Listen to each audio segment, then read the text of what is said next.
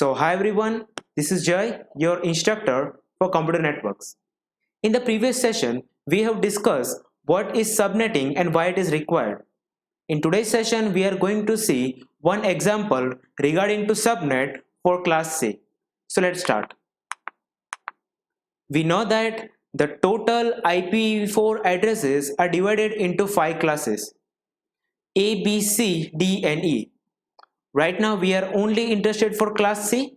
So you can see that in class C, the first 3 bytes means 24 bits are for network ID and 8 bits are for host ID.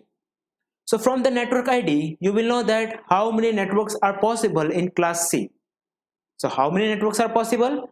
2 raised to 24. So 1, 2, 3, 4 up to 2 raised to 24 individual networks possible in the class C.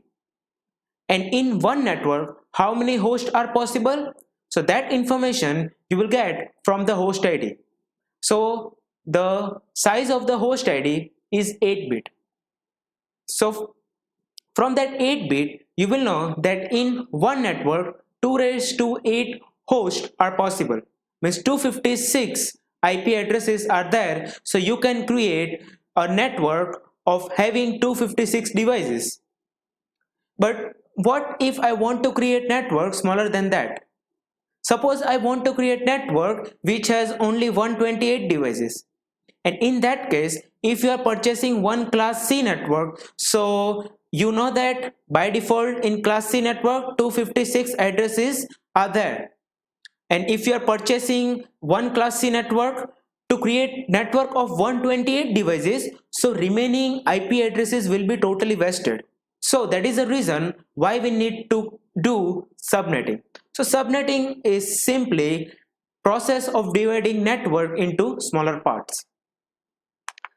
So this is the one class C network which is given to you, which is 193.168.10.0. We know that in class C network, by default, there are 24 bits are for network ID and 8 bits are for host ID. Now, the value of the network ID will remain same throughout the network, and the value of the host ID will keep change as the host changes. But right now, I want to divide this network into subnets. So to do so, to divide the network into subnets, I will convert the host bits into network bits.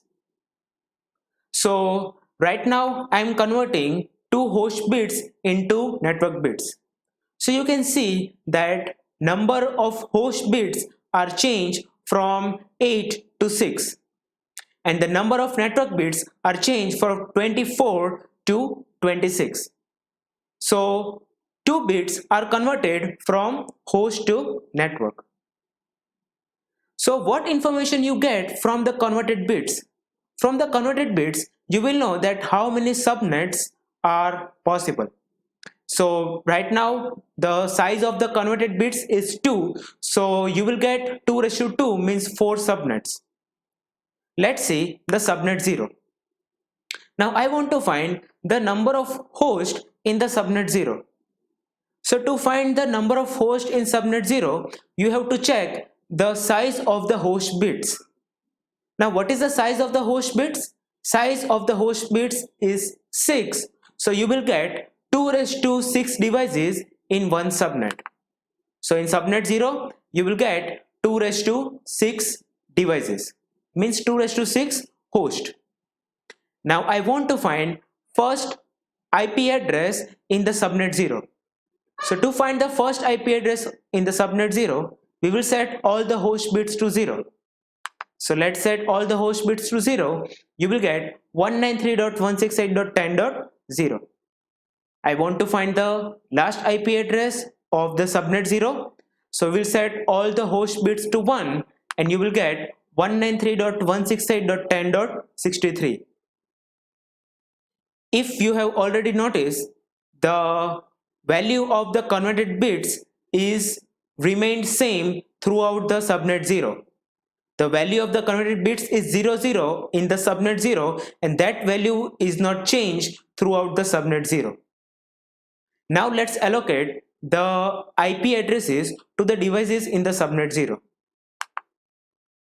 One more thing you have to remember, that in any subnet, the first and the last address will not be allocated to any device, because first address represent the subnet address and the last address represent the broadcast address.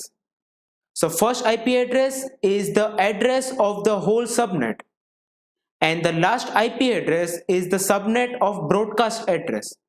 So what is the meaning of broadcast address? Broadcast address means that any message sent to the address 193.168.10.63, all the devices in the subnet 0 will receive the message, right? So what will be the IP address of the first device in the subnet 0? So the first device will get 193.168.10.1. That is the first usable address in the subnet 0. Then 10.2, 10.3, 10.4 up to 10.62. Now let's see the subnet 1. Now how many hosts will be there in the subnet 1? So the size of the host bits is 6. So there will be 2 raised to 6 hosts in the subnet 1. Now let's find the first address in the subnet 1. So to find the first address in the subnet 1, we will see the last address in the subnet 0. What is the last address in the subnet 0? It is 193.168.10.63. So if you increment 1 to the last address in the subnet 0, you will get 193.168.10.64, and in that case the converted bits will be changed. So what will be the first address in the subnet 1? It will be 193.168.10.64, and notice the value of the converted bit has changed from 00 to 01. Now I want to find the last address in the subnet 1. So to find the last address in the subnet 1, we will set all the host bits to 1, and we will not change the value of the converted bits. So the last address is 193.168.10.127.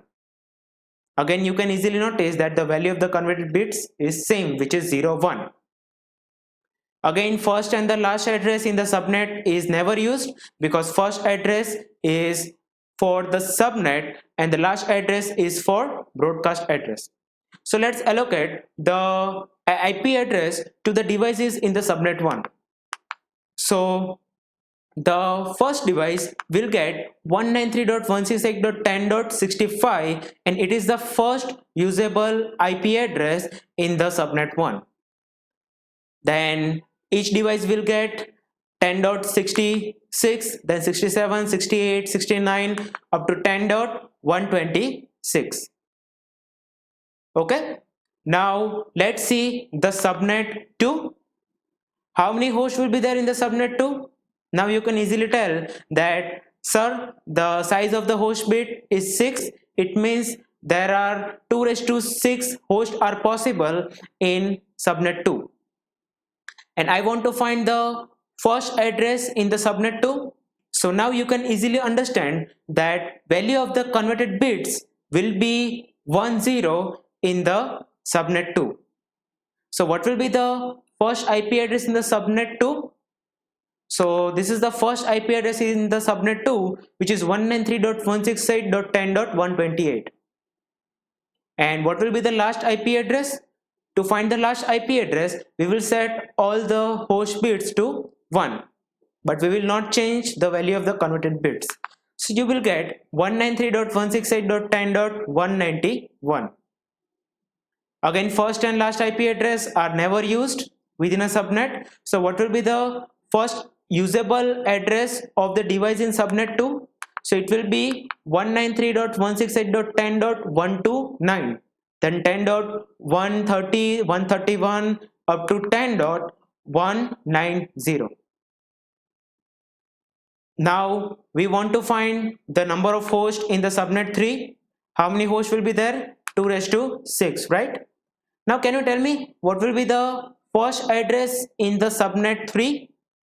So if you add 1 to the last address in the subnet 2, you will get the first address in the subnet 3.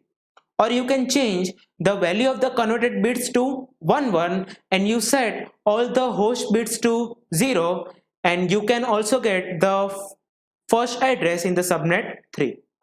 So this is the first address in the subnet 3, which is 193.168.10.192, right?